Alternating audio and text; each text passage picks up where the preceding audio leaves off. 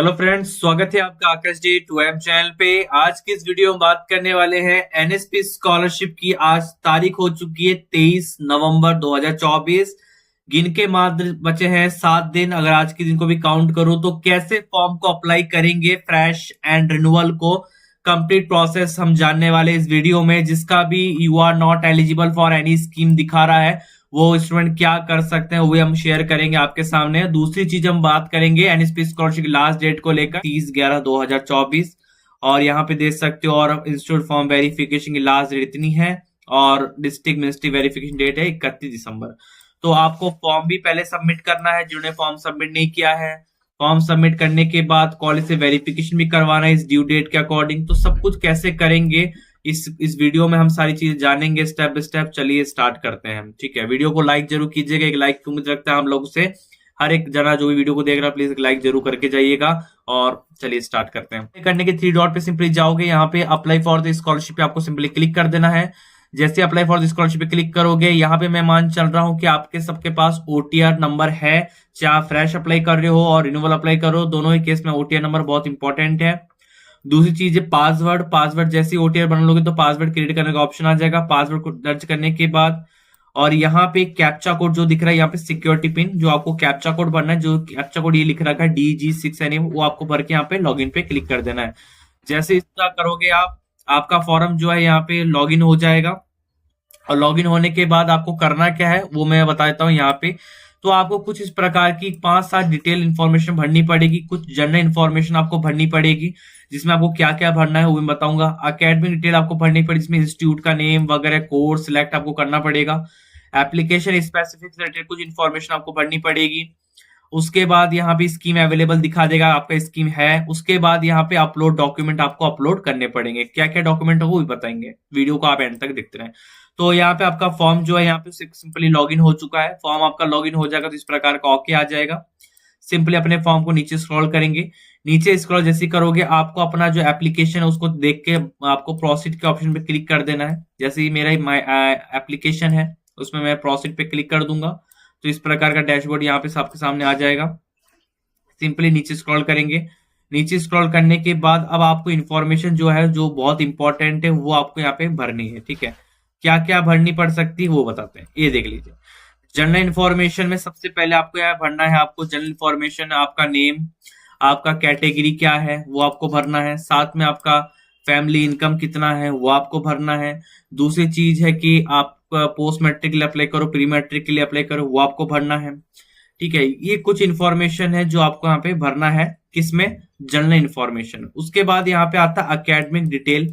Academic detail बहुत important है, मैं आपको बता दूं यहाँ पे अकेडमिक डिटेल जैसे आप फिल करोगे यहाँ पे फ्रेंड्स, तो आपके सामने इस प्रकार का ऑप्शन आ जाएगा जहां पे आपको अपना इंस्टीट्यूट सिलेक्ट करना है। गेट इंस्टीट्यूट में जाके इंस्टीट्यूट सिलेक्ट करना है। इंस्टीट्यूट सिलेक्ट करने का एक तरीका एक मैं आपको बता देता हूं, आप यहाँ पे AISH कोड के माध्यम से कर सकते हो। अपने इंस्टीट्यूट से AISH कोड आप पता करें, उस AISH कोड के माध्यम से आप इंस्टीट्यूट करेक्ट इंस्टीट्यूट का पता करके आप यहाँ पे गाइड इंस्टीट्यूट पे कर सकते हो। जैसे ही करोगे उसके बाद यहाँ पे प्रेजेंट क्लास कोर्स आपको भरना पड़ेगा, आप किस क्लास में हो, कोर्स ईयर क्या है वो आपको सिलेक्ट करना पड़ेगा। प्रेजेंट क्लास स्टार्ट डेट यहाँ पे अपने कॉलेज से पूछ के आप जुलाई भी डाल के सबमिट कर दीजिएगा।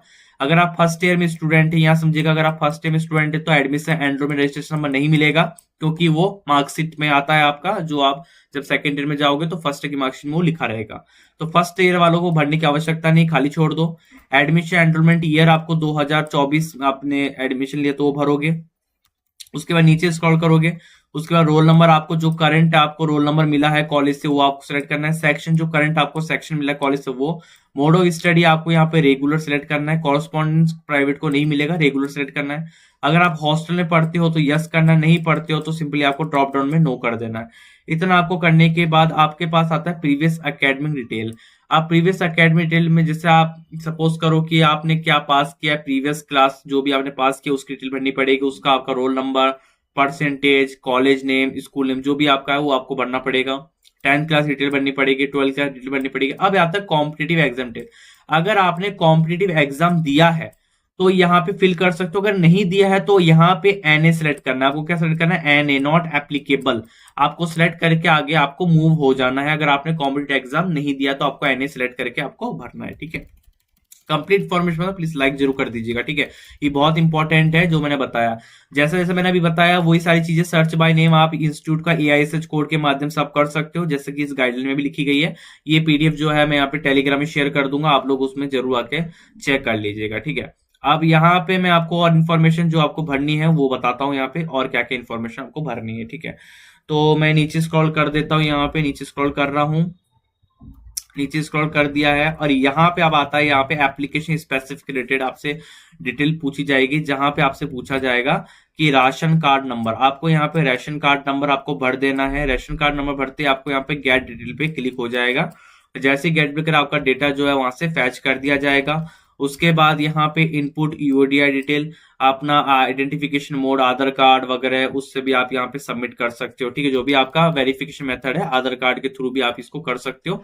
और उसके बाद सेव एंड नेक्स्ट पे आपको सिंपली क्लिक कर देना है। जैसे सिंपली आप सेव एंड नेक्स्ट पे क्लिक करोगे उसके बाद यहाँ पे आपका दिखा जाएगा आपको आपका जो एप्लीकेशन स्पेसिफिक है उसमें आपको यहाँ पे सिंपली कंटिन्यू के ऑप्शन पे आपको सिंपली क्लिक कर देना है। जैसे आप कंटिन्यू के ऑप्शन पे सिंपली क्लिक करोगे फ्रेंड्स, तो आपका जो भी स्कीम होगा, सपोज करो मैं CSA स्कीम के एलिजिबल हूँ, सपोज करो मैं UGC PG के लिए एलिजिबल हूँ, सपोज करो मैं ईशा उदय के लिए एलिजिबल हूँ, सपोज करो मैं डिसेबिलिटी स्कॉलरशिप के एलिजिबल हूँ, सपोज करो मैं मिनिस्ट्री ऑफ ट्राइबल के एलिजिबल हूँ। जिसमें भी अगर आप एलिजिबल होगा सिंपली आपको इस पर टिक का मार्क करके आपको सिंपली और यहाँ पे आपको सेव एंड नेक्स्ट पे ऑप्शन पे क्लिक कर देना है। इतना आपको करने के बाद सिंपली आपको नीचे आना है। उसके बाद आपको यहाँ पे डॉक्यूमेंट अपलोड करने हैं, जो बहुत इंपॉर्टेंट फैक्टर है डॉक्यूमेंट, ठीक है। डॉक्यूमेंट इसमें बहुत सारे मांगे जाते हैं, किसी किसी का बोनाफाइड सर्टिफिकेट मांगा जाता है, किसी का नहीं मांगा जाता है, वो सारी चीजें हैं। तो यहाँ पे कुछ डॉक्यूमेंट मांगे जा सकते हैं। इनकम सर्टिफिकेट आपको अपलोड करना पड़ेगा, 20 KB का अंडर होना चाहिए। उसके बाद अगर आपके पिताजी, आपने कुछ, आपके पिता जो है पेरेंट प्रोफेशन में क्या वर्क करते हैं, अगर आपने उनमें से कोई सिलेक्ट किया होगा, बेडी वर्कर, साइन वर्कर, इनमें से कोई वर्क का आपने सिलेक्ट किया होगा, तो पर्टिकुलर उस वर्क का आपको दिखाना ही पड़ेगा कि आपके पिताजी वास्तव में काम करते हैं या नहीं करते हैं, वो आपको प्रूफ दिखाना पड़ेगा। अगर आपके पिताजी इनमें से कोई काम नहीं करते हैं, प्राइवेट में नौकरी करते हैं, इनमें से कोई वर्क नहीं करते, तो आपको अदर वाले ऑप्शन, जो एक ऑप्शन होता है अदर, उसमें आपको सिलेक्ट करना है। उसमें प्रूफ नहीं मांगा जाता है, अदर में सिलेक्ट करके आपको फॉर्म को सबमिट करना है, ठीक है। उसके बाद यहाँ पे जो भी चीज, उसके बाद बोनाफाइड मांगा जाएगा, प्रीवियस क्लास की मार्कशीट मांगी जाएगी, डॉक्यूमेंट जो भी मांगा जाएगा वो आपको अपलोड करना है। उसके बाद जैसे आप देखेंगे कि मेरा फॉर्म पूरा सबमिट हो चुका है, मुझे फाइनल सबमिट पे क्लिक कर देना है।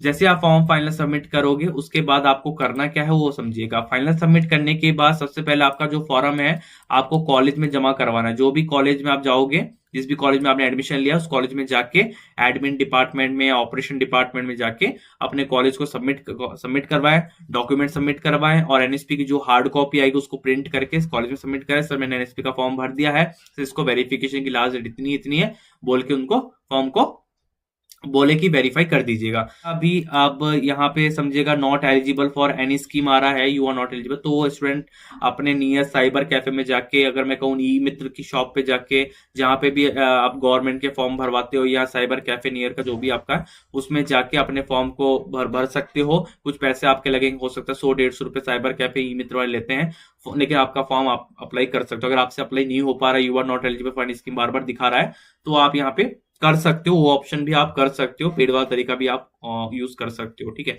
तो आज के लिए इतने, मिलते हैं किसी नए वीडियो के साथ। जय हिंद।